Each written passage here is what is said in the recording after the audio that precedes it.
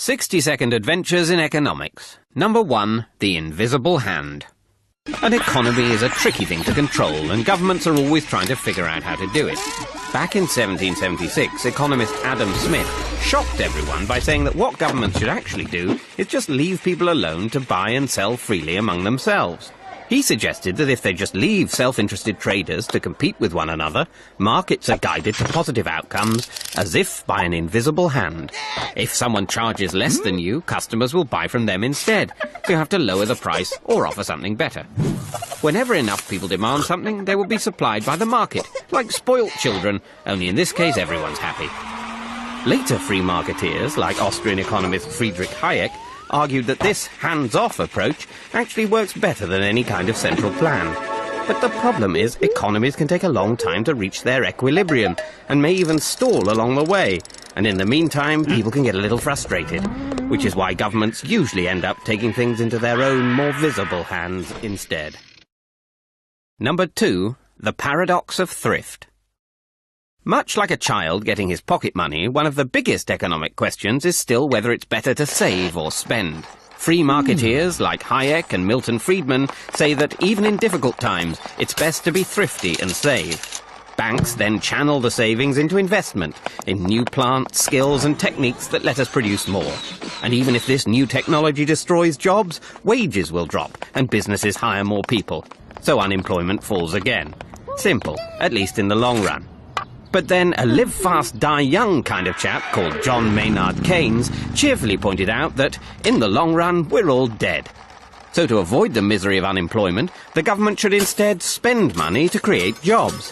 Whereas if the government tightens its belt when people and businesses are doing the same, less is spent, so unemployment gets even worse. That is the paradox of thrift.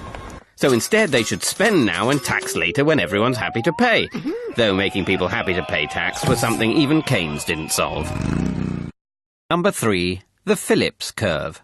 Bill Phillips was a crocodile hunter and economist from New Zealand, who spotted that when employment levels are high, wages rise faster.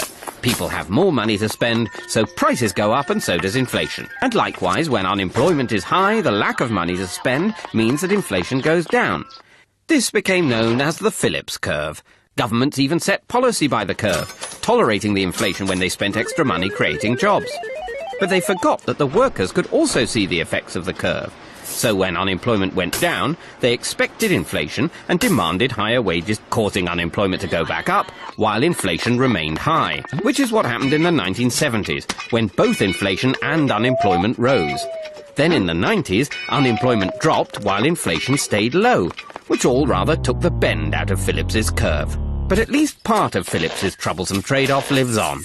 When faster growth and full employment return, you can bet inflation will be along to spoil the party. Number 4, the principle of comparative advantage.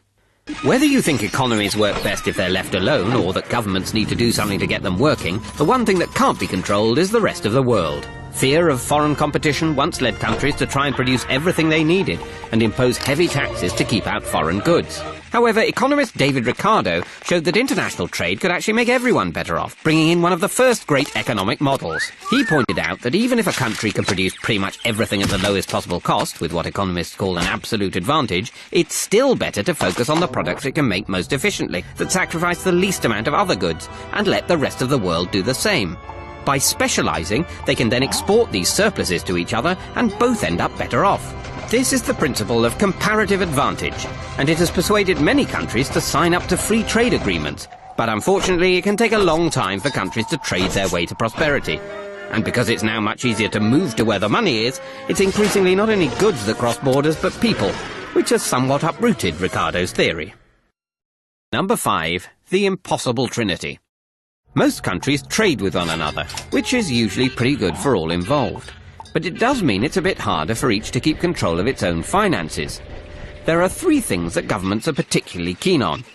They like to keep the exchange rate stable so that import and export prices don't suddenly jump around. They also like to control interest rates so they can keep borrowers happy without upsetting savers. And they like to let money flow in and out of their country without causing too much disruption. But there's a problem when you try to do all of these at once. Say, for example, the Eurozone tries to lower its interest rate and reduce unemployment. Money flows out to earn higher interest rates elsewhere. Exchange rates drop, which causes inflation, so the euro interest rate is forced back up again. You can either fix your exchange rate and let money flow freely across national borders, but have no control over your interest rates, or control your interest and exchange rates, but then you can't stop the capital flowing in and out. But like an overzealous triathlete, you can't do all three at once. Number 6. Rational choice theory. Of all the things to factor in when running an economy, the most troublesome is people. Now, by and large, humans are a rational lot. When the price of something rises, people will supply more of it and buy less of it. If they expect inflation to go up, people will usually ask for higher wages, though they might not get them. And if they can see interest or exchange rates falling in one country, people with lots of money there will try to move it out faster than you can say double dip. And governments often decide their economic policies assuming such rational actions, which would be great if it weren't for the fact that those pesky humans don't always do what's best for them. Sometimes they mistakenly think they know all the facts, or maybe the facts are just too complicated. And sometimes people just decide to follow the crowd, relying on others to know what they're doing. When too many cheap mortgages were being sold in 2007, a lot of people didn't know what was going on, and a lot of others just followed the crowd. Some lenders may have rationally believed that when the crunch came, the scale of the problem would force governments to rescue them, which was true for the banks, if not for all their customers.